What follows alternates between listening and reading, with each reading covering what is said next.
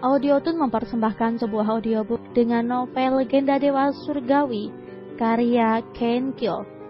Pengisi suara oleh El Nur Cahyani dan sekarang sudah sampai pada chapter 10 dengan judul Sekte 7 Tombak Emas. Junior, sepertinya kita akan memakan waktu lebih lama lagi, sebab kita terlalu jauh melenceng jalan tadi. Menurutku sebaiknya Junior lebih dulu ke sana, mengingat kecepatan Junior di atasku. Ucap Tian Dao dengan melirik ke belakang, menyadari jika Tan Hao sedikit bosan dengan perjalanan lambat ini. Tenanglah senior, meskipun aku bosan karena ini, tapi aku tak ingin kena masalah jika sendirian. Hehe, kita nikmati saja perjalanan ini, kata Tan Hao pelan dengan sedikit lebih cepat hingga berjejer tetua Tian Dao. Junior bisa membawa ini sebagai tanda bukti bahwa aku yang mengutusmu. Semua tetua sekte pasti akan langsung mengerti, ucap Tian Dao sambil menyerahkan pelekat emas bertulis tetua ketujuh. Pelekat ketua ini tidak ada yang mengetahui keberadaan serta fungsinya kecuali ketua sekte dan tetua sekte. Jadi dengan seseorang membawa pelekat tersebut, maka dipastikan orang itu utusan tetua yang memiliki pelekat. Dengan menunjukkan ini, serta mengatakan utusan tetua 1000 tombak menghadap tetua tombak emas. Lanjut Tian Dao mengatakan niatnya. Tan Hao tak lantas menerima, ia hanya menatap sambil memikirkan segala kemungkinannya. Dan di tengah-tengah ia sedang memikirkan semua itu. Ye Yuan pun berbicara untuk mengambilnya dan segera ke sekte secepat mungkin, sebab Ye Yuan merasakan ada spirit gelap sedang berada di antara anggota sekte. Selain itu, sebenarnya alasan Ye Yuan adalah untuk menjajal kekuatan sekte serta melihat sejauh mana Tan Hao mampu mengontrol kekuatannya. Apakah benar kakak Ye? Jika begitu, kemungkinan ada yang sedang menjalankan misi menuntaskan nyawa ketua sekte secepat mungkin. Jika benar, maka situasi ini akan sangat menyusahkan. Batin Tan Hao terkejut dengan kemampuan serta kecepatan berpikir Ye Yuan. Baiklah senior, jika memang begitu, aku menerimanya. Senior bisa beristirahat lebih dulu untuk memulihkan tenaga dalam senior. Serahkan tugas ini padaku, kata Tan Hao dengan meraih plakat tetua itu dan menyimpannya di balik jubah lusuhnya. Dengan perasaan lega, Tian Dao menyetujui usulan Tan Hao untuk beristirahat sejenak. Sebab ia juga merasa kelelahan dengan kecepatan lari maksimalnya untuk tidak memalukan dirinya sendiri di depan anak muda berusia 12 tahun. Dengan berakhirnya percakapan mereka, secepat kedipan mata Tan Hao menghilang dari hadapan Tian Dao, yang membuat Tian Dao melongo untuk yang kesekian kali oleh aksi juniornya itu. Ya, jika bukan karena aku bisa menyentuhnya, aku pasti akan mengira anak itu adalah ilusi pikiranku saja. Untungnya dia anak baik. Beruntungnya aku. Gurunya sehebat apa jika dia sehebat itu? Sungguh dunia begitu luas, aku harus juga giat melatih diri. Gumam Tian Dao sambil tersenyum kecut membayangkan sesuatu yang masih tidak bisa ia percayai.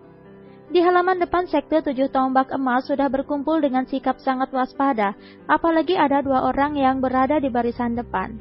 Ya, mereka adalah tetua Fei Ying dan tetua Xu Shan dengan memegang senjata mereka dengan menatap lurus ke depan pintu gerbang masuk sekte. Tetua Fei, bagaimana jika orang itu datang sendiri? Bukankah kemungkinan tetua Tian Dao sudah... Ucap tetua Xu Shan dengan tatapan serius ke depan berbicara pelan pada tetua lain di sampingnya. Aku berpikir sama denganmu. Jika memang begitu, maka kita tak punya alasan lagi. Begitu dia muncul, kita serang langsung. Ucap tetua Fei Ying dengan sedikit menahan emosi serta keyakinan hatinya yang mantap. Dengan kecepatan maksimal, Tan Dao butuh waktu beberapa jam untuk sampai, tapi bagi Tan Hao hanya butuh beberapa menit di kecepatan menengahnya. Hei, kita sudah dekat. Cepat tekan kekuatanmu lebih rendah lagi ke tingkat pertapa ahli dasar. Jangan bertanya, lakukan saja. Ucap Ye Yuan yang sedang menjalankan rencananya tanpa Tan Hao sadari. Tan Hao berpikir bahwa usulan Ye Yuan berkaitan dengan masalah yang akan timbul jika ia langsung menunjukkan kekuatan aslinya. Oleh karena itu, tanpa pikir panjang lagi, Tan Hao segera melakukan perintah Ye Yuan. Dengan jarak yang sudah dekat, Ye Yuan meminta Tan Hao berlari biasa untuk tidak mengagetkan semua orang nantinya. Tetua Fei, apa kau melihat yang aku lihat? Dia sendiri berlari dengan santainya. Ucap Shushan bertanya memastikan. Iya, aku melihat. Tunggu, dia masuk dulu, lalu kita serang. Ucap Tetua Fei Ying dengan menggenggam erat tombak berdurinya. Semua murid, dengarkan. Orang itu sebentar lagi akan sampai. Ikuti aku dan Shushan, mengerti? Teriak Tetua Fei Ying memerintahkan para murid senior segera bersiap bertarung. Dengan santai, Ten Hao berjalan pelan dan mendongak ke atas melihat papan nama besar bertuliskan 7 tombak emas. Lalu melihat semua sisi dalam sekte. Oh, benar, tidak salah lagi. Tapi kenapa harus gelap? Hayah, perasaanku mengatakan ini akan membosankan. Batin Ten Hao dengan berjalan masuk sekte. Selamat malam, aku Junior Ten Hao datang untuk menunjukkan. Dia sudah datang, semuanya, serang! Teriak Tetua Fei Ying dengan melesat cepat tanpa bak bibu ke arah Ten Hao dengan tombak menusuk ke depan. Belum selesai Ten Hao mengatakan apa yang diminta Tetua Tiandao, dirinya sudah langsung diserang ratusan orang bersamaan. Karena tidak punya pilihan lain, Ten Hao segera mencabut pedang Dewa Surgawi yang masih tersarung untuk menghadapi ratusan senjata tanpa harus melukai lawannya.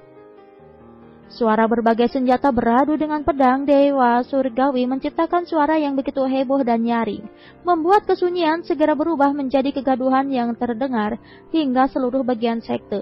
Sebenarnya Ten Hao bisa menggunakan ilusinya dengan mudah untuk menghentikan pergerakan mereka semua. Namun Ye Yuan melarang Ten Hao menggunakannya sebab kekuatan itu belum saatnya diketahui. Pertarungan itu cukup sengit hingga berjalan sudah lebih dari 1 jam. Dengan berbagai jurus dari murid senior yang agaknya mulai kelelahan. Sementara Ten Hao mampu menangkis semua serangan jurus tersebut hanya dengan gerakan dasar, tanpa jurus maupun tenaga dalamnya. Tetua Fei Ying menyadari hal tersebut. Jika terus dilanjutkan maka semua murid akan pingsan kelelahan dengan intensitas serangan yang membombardir, sementara lawannya hanya memasang pertahanan tanpa berniat menyerang balik. Dan benar apa yang dikhawatirkan Tetua Fei Ying. Dengan tidak menunggu lama dari lamunannya, hampir semua murid sudah berlutut kelelahan, dengan nafas terengah-engah. Sementara yang tersisa hanya sekitar 10-an orang dengan senjata mereka sebagai penopang berdiri. Melihat semua itu, Tetua Fei Ying yang awalnya hanya menyerang di awal lalu hanya melihat bersama dengan Tetua Shushan di sisi belakang. Kini mulai melangkah maju. Tetua Shushan, aku serahkan murid padamu. Biar aku yang hadapi dia, ucap Tetua Fei Ying sambil melesat cepat. Tarian tombak penghancur gunung, teriak Tetua Fei Ying yang langsung melancarkan serangannya, menciptakan gelombang angin berputar dengan tombak berada di tengahnya, yang menghancurkan tanah yang dilewatinya. Melihat salah satu tetua akhirnya maju melancarkan jurusnya, membuat Ten Hao mencabut pedang Dewa Surgawi dari sarungnya. Spirit pedang pelindung langit, ucap pelan Ten Hao menyambut serangan gelombang angin yang tercipta mengarah ke dirinya. Jurus dasar pedang yang ia ciptakan sendiri memancarkan energi terang berbentuk perisai besar yang merupakan kumpulan bayangan pedang.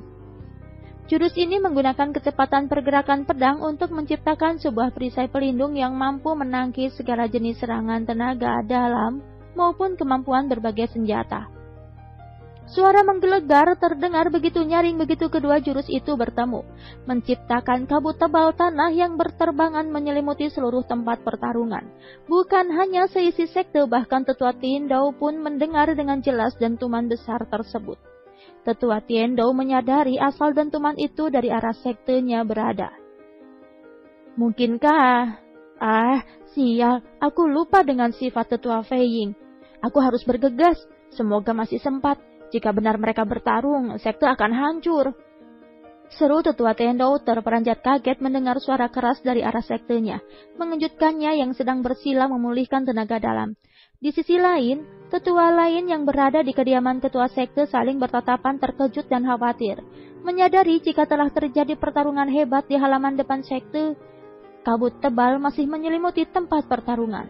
Tetapi dengan sekali ayunan pedang milik Ten Hao, kabut tebal itu langsung hilang tak berbekas, membuat Tetua Fei Ying dan Tetua Shushan terkejut bahwa jurus tingkat atas tidak mampu melukai Ten Hao.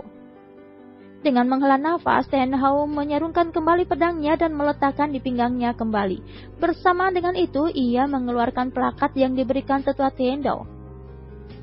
Aku, Ten Hao, utusan tetua 1000 tombak, menghadap tetua tombak emas, ucap Ten Hao dengan memperlihatkan plakat tetua milik Tendao. Mendengar ucapan Ten Hao serta melihat apa yang dia pegang membuat kedua tetua terkejut dan saling berpandangan, sebelum akhirnya mengangguk bersama. Chapter 10 telah selesai, kita menuju pada chapter 11.